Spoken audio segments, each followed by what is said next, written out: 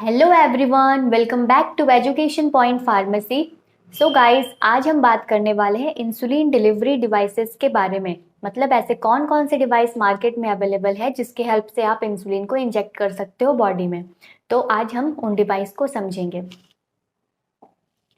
पहले तो आपको ये नोट करना है, इंसुलिन आप ओरली नहीं ले सकते हो, टैबलेट या फिर कैप्सूल के फॉर्म में। अगर आप ओरली लोगे तो स्टोमक में जाते ही इंसुलिन क्या हो जाएगा, डिग्रेड हो जाएगा, क्योंकि स्टोमक का पीएच कैसा है, एसिडिक है। एसिड नेचर में जाते ही इंसुलिन क्या होता है, डिग्रेड हो जाता है। दूसरा रीज़न ये है कि हमारे स्टोमक में बहुत सारे ऐसे डाइजेस्टिव एंजाइम्स प्रेजेंट है जो क्या करता है, इंसुलिन को डिस्ट्रॉय कर देता है। इसीलिए इंसुलिन को हमेशा इंजेक्टेबल फॉर्म में दिया जाता है। सबक्यूटेनियस रूट ऑफ एडमिनिस्ट्रेशन क्या है, सबक्यूटेनियस मतलब just under the skin. Muscles में नहीं देते हैं हम इंसुलिन को, जस्ट अंडर द स्किन देते हैं, सबक्यूटेनियस देते हैं। अपर आर्म्स, थाई, अपर बुटेक्स और एब्डोमेन रीजन पे दे सकते हो इंसुलिन को सबक्यूटेनियस। तो सबक्यूटेनियस वो इजीली सेल्फ एडमिनिस्ट्रेट कर सकते हैं, और सबक्यूटेनियस देने से लेस पेनफुल है एज कम्पेयर टू इंट्रामस्कुलर, क्योंकि आप डीप टिश्यू को पेनिट्रेट नहीं कर रहे हो, सिर्फ स्किन के अंदर देना है, तो ये लेस पेनफुल भी है। इस वजह से सबक्यूटेनियस रूट को प्रीफर किया गया इंसुलिन इंजेक्शन के लिए। इंसुलिन को आप इंट्रावेनस दे सकते हो जब पेशेंट इमरजेंसी कंडीशन में है या फिर हॉस्पिटलाइज्ड है, कंडीशन खराब है, उस कंडीशन में आप इंसुलिन को इंट्रावेनस दे सकते हो। बट सारे इंसुलिन नहीं दे सकते। शॉर्ट एक्टिंग इंसुलिन को आप सबक्यूटेनियस भी दे सकते। पेशेंट अगर इमरजेंसी कंडीशन में है तो आप इसको इंट्रावेनस भी दे सकते हो, और कोई भी इंसुलिन को आप इंट्रावेनस नहीं दे सकते, सिर्फ और सिर्फ सबक्यूटेनियस दे सकते हो। Only and only one insulin, regular insulin, जिसे आप इंट्रावेनस दे सकते हो when patient is in emergency condition.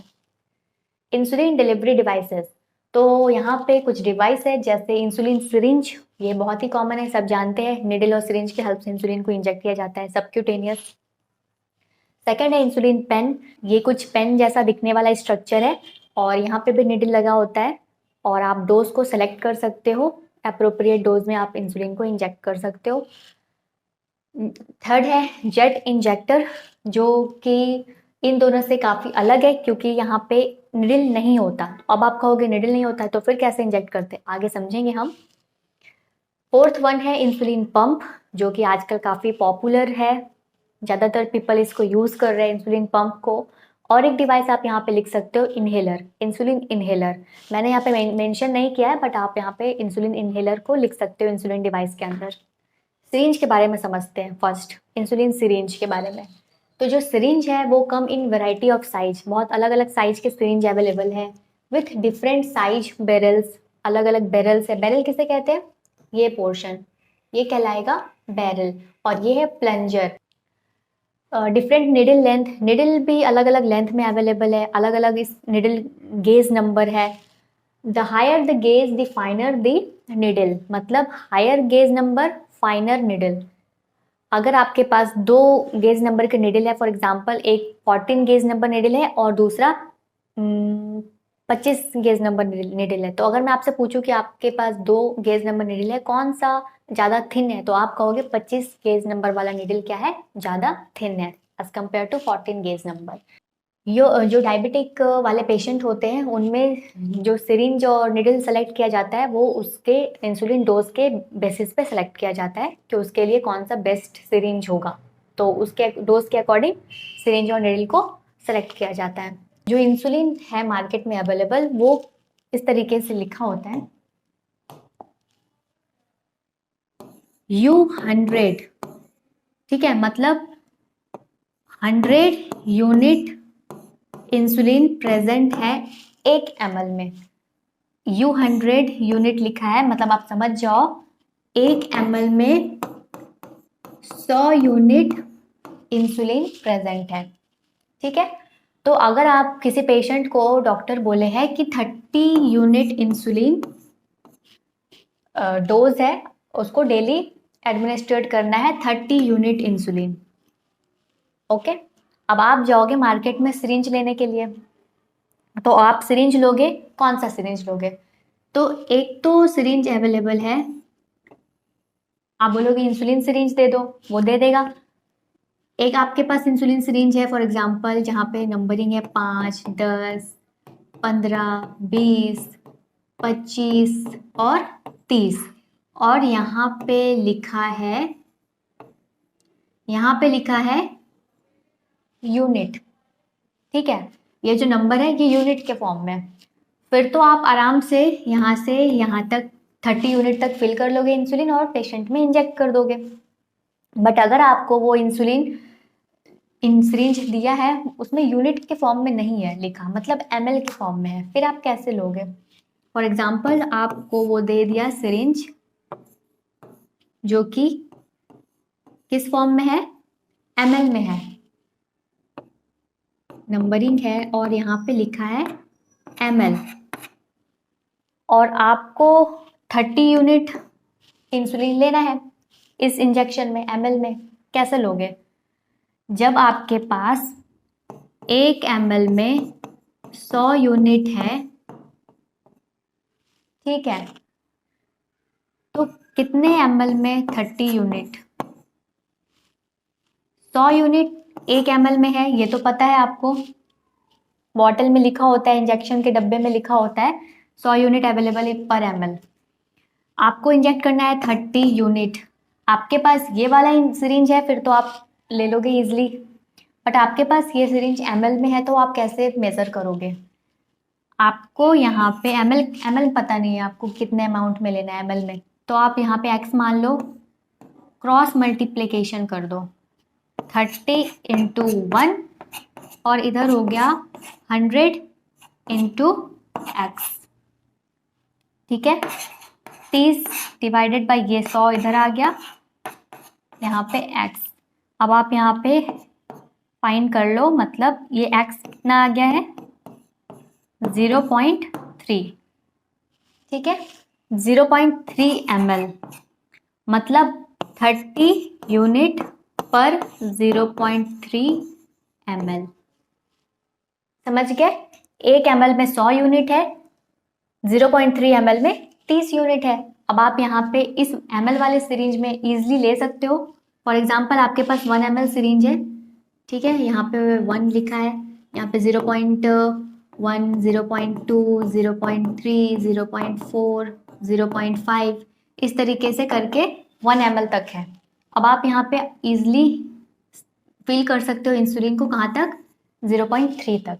0.3 ml fill करोगे मतलब आप कितना फिल किए हो इंसुलिन, 30 यूनिट इंसुलिन। अब आप इसे इंजेक्ट कर सकते हो। ठीक है, अगर इस सिरिंज में आप यहाँ से लेकर 1 ml तक फिल कर दोगे मतलब आपने कितना इंसुलिन फिल किया है, 100 यूनिट इंसुलिन, क्योंकि ऑलरेडी डब्बे में लिखा था 100 यूनिट प्रेजेंट है 1 ml में। आपने 1 ml में पूरा यहाँ से यहाँ तक फिल किया, मतलब 100 यूनिट फिल कर लिया। अगर आप 100 यूनिट पेशेंट में इंजेक्ट करोगे, उस पेशेंट को देना कितना था, 30 यूनिट, तो क्या हो जाएगा, ओवरडोज। इसीलिए ध्यान रखना है सिरिंज में क्या लिखा है, यूनिट में है फिर तो ठीक है, 30 यूनिट ले लो, 25 बोला तो 25 यूनिट ले लो, बट अगर आपके पास सिरिंज ml में है तो आपको कैलकुलेट करना पड़ेगा उसको। ठीक है, कैलकुलेशन बहुत ईजी है। फॉर एग्जाम्पल आपको डॉक्टर दिया है 50 यूनिट इंसुलिन इंजेक्ट करना है आपको एक दिन में। ठीक है, कैसे निकालोगे, 50 यूनिट है आपके पास, सिरिंज है 1 ml का, कुछ नहीं, 50 को 100 से डिवाइड दे दो, 0.5 ml। अब आप इस सिरिंज में यहाँ से लेकर 0.5 ml तक फिल करो, इंजेक्ट कर दो पेशेंट में। आई होप समझ गए होंगे। इस स्लाइड में हम समझने वाले हैं इंसुलिन पेन के बारे में। तो इंसुलिन पेन कुछ इस तरीके का पेन जैसा है, जो पेन से हम लिखते हैं कुछ वैसा ही दिखता है, और कैप होता है कवर करने के लिए। यहाँ पे इंसुलिन अटैचमेंट पॉइंट है, सॉरी निडल अटैचमेंट पॉइंट है, जहाँ पे आप निडल को अटैच करते हो, और निडल के लिए भी एक अलग से कवर है। ये जो पोर्शन है यहाँ पे इंसुलिन रिजर्वायर है, इंसुलिन भरे होते हैं। ठीक है, और यहाँ पे होता है डोज विंडो, आप जो भी डोज सेलेक्ट किए हो यहाँ पे है डोज एडजस्टमेंट डायल, इस तरीके से मूव करके आप डोज को एडजस्ट कर सकते हो। अगर आप गलत डोज ले लिए तो वापस से उसको मूव करके फिर ठीक कर सकते हो, एप्रोप्रिएट डोज को सिलेक्ट कर सकते हो। जो भी आप डोज सेलेक्ट करोगे वो कहाँ पे शो होगा, यहाँ पे डोज विंडो में। और लास्ट में यहाँ पे लगे होते हैं बटन, इंजेक्टेबल बटन। आप जैसे इंजेक्ट प्रेस करोगे, डोज सेलेक्ट करने के बाद प्रेस करोगे तो वो इंजेक्शन निडल आपके स्किन में इंजेक्ट हो जाएगा। और आपको ये बटन प्रेस करके रखना होता है 5 से 10 सेकंड तक, फिर उसके बाद आप इंजेक्शन पेन को हटा सकते हो। तो फ़ायदा क्या है insulin pen versus insulin syringe में? तो पेन में आप डोज को अप्रोप्रिएट एडजस्ट कर सकते हो, ठीक है। जिनको कम दिखाई देता है वो भी इसके थ्रू इजीली डोज को सेलेक्ट कर सकते हैं एज कम्पेयर टू सिरिंज। और साथ ही साथ यहाँ पे जो निडल होता है, पेन निडल, वो शॉर्टर होते हैं, shorter and thin, thin and short as compare to needle, syringe needle. तो थिन और शॉर्ट होने के कारण पेशेंट इजिली इसको कंफर्टेबल तरीके से इंजेक्ट कर पाते हैं, ठीक है। जो पेन है ये दो टाइप के अवेलेबल है। प्रीफिल्ड मतलब use and discard.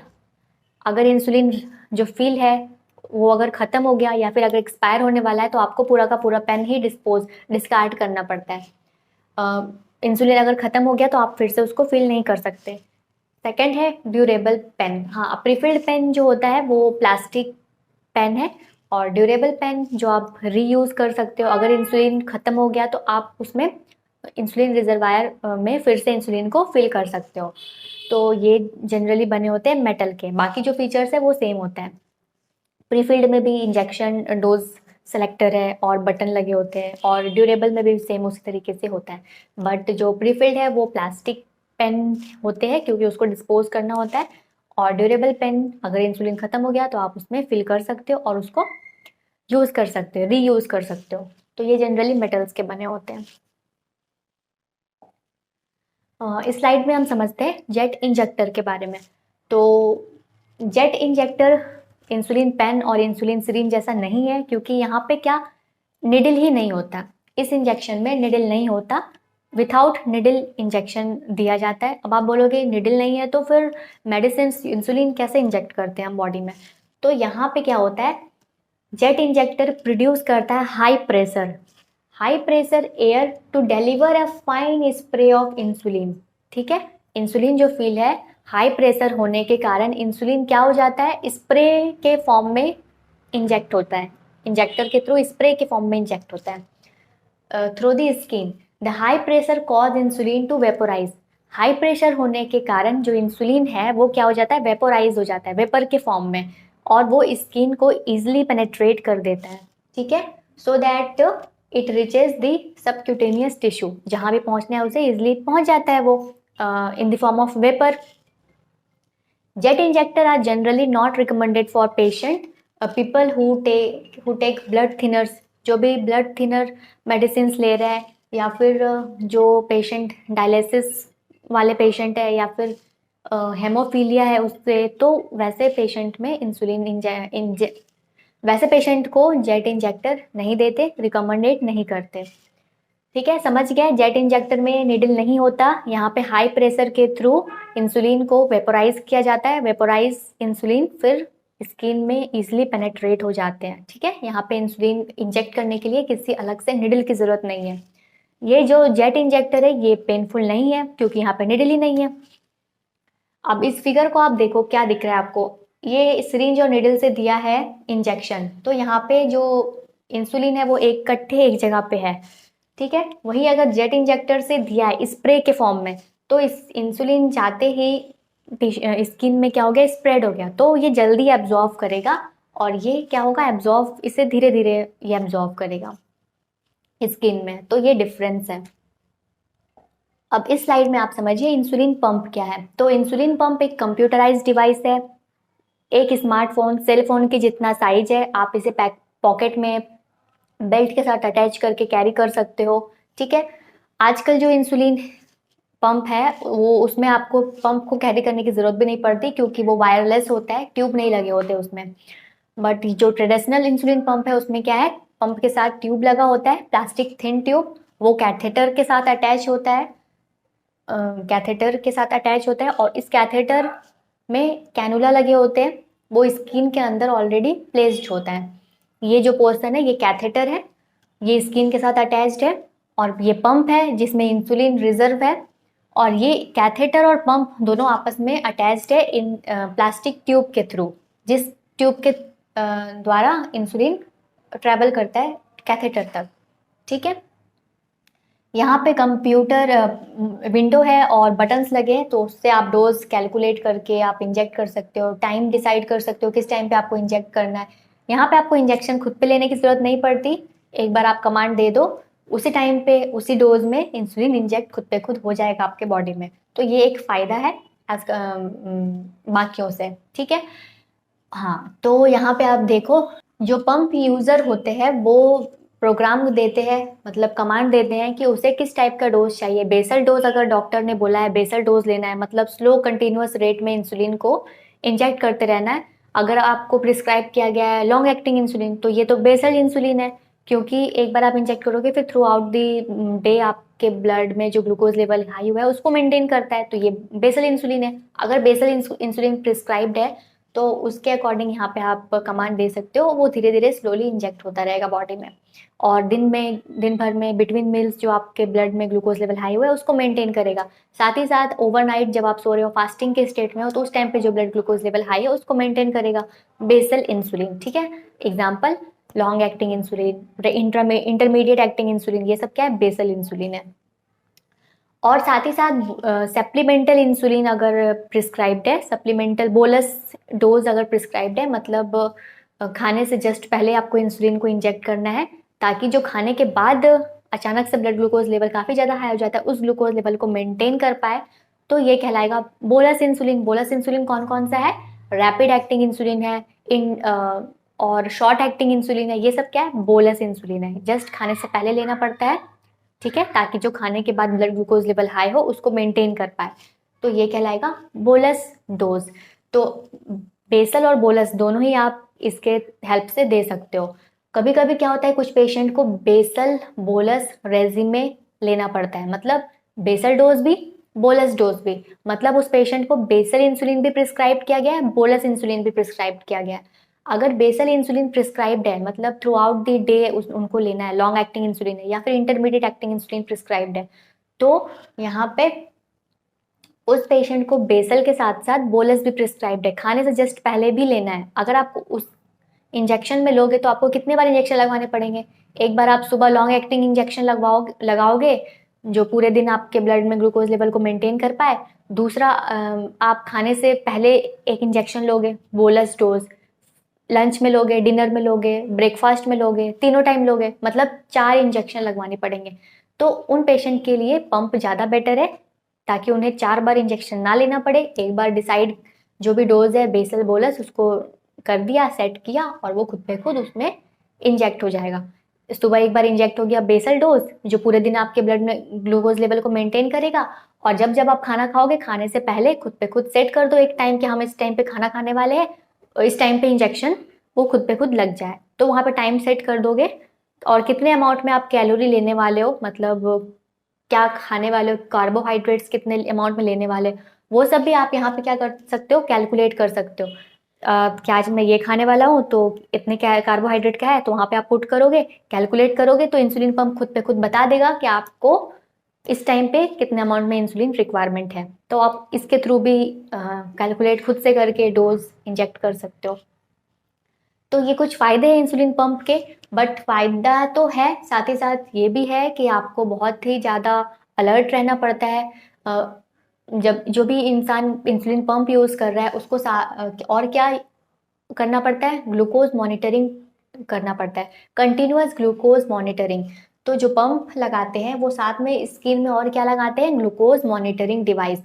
Glucose monitoring device हर 5 मिनट में ग्लूकोज को मेजर करके हर 5 मिनट में पंप को सिग्नल भेजता है। अगर पंप में मतलब ग्लूकोज लेवल हाई है तो पंप आपको अलर्ट दे देगा कि आपके ब्लड में ग्लूकोज लेवल हाई है, आपको इंसुलिन की रिक्वायरमेंट है, तो आप उस टाइम पे फिर इंसुलिन को कमांड देकर कंप्यूटर के थ्रू इंजेक्ट करवा सकते हो। साथ ही साथ ये भी है कि हाँ, कैथेटर को हर 2 दिन में चेंज करना पड़ता है। ठीक है, जो कैथेटर कैनुला है उसे हर 2 दिन में चेंज करना पड़ता है। और जो यहाँ पे इंसुलिन रिजर्व है वो इंसुलिन भी 2 दिन में चेंज करना होता है, अगर खत्म हो जाए 2 दिन में तो फिर उसे दूसरा इंसुलिन को रिजर्व करना पड़ता है।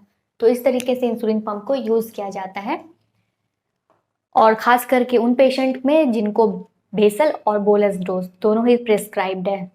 तो ठीक है, आप यहाँ तक समझ गए हो। एक और डिवाइस है इंसुलिन इनहेलर। तो इंसुलिन इनहेलर, इनहेल्ड इंसुलिन में हमने पढ़ा था, एक ही एग्जाम्पल है एफ्रीजा। अभी तक हमारे पास एक ही ड्रग है एफ्रीजा इंसुलिन, जो कि इनहेल्ड फॉर्म में है, मतलब पाउडर के फॉर्म में है।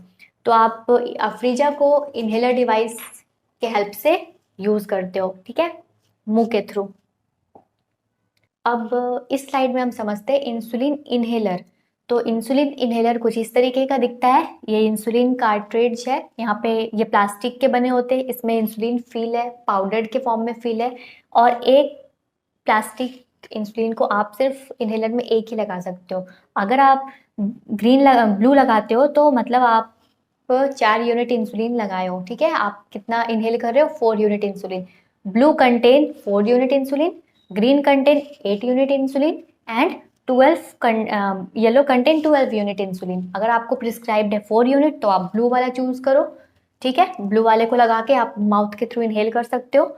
अगर आपको प्रिस्क्राइब्ड है 8 यूनिट इंसुलिन तो आप ग्रीन ले सकते हो। अगर आपको प्रिस्क्राइब्ड है 16 यूनिट इंसुलिन तो आप क्या करोगे?